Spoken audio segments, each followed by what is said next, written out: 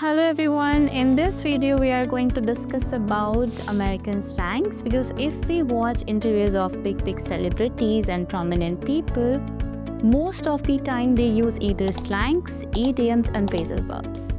So I'll teach you 6 important slangs that we can use in our daily basis too. So first one is lit. So lit we can use at the place of enjoy. Like, I enjoyed the party, I lit the party. The second one would be party animal. So that party animals they can use for a person like, who loves to do party. So my brother is a party animal because he always does party. The next one is pissed off. So that pissed off we can use for very angry. Like, my sister is really angry, so she is pissed off. The next one is in a pickle. So in a pickle we can use for difficulties or a kind of difficult situation.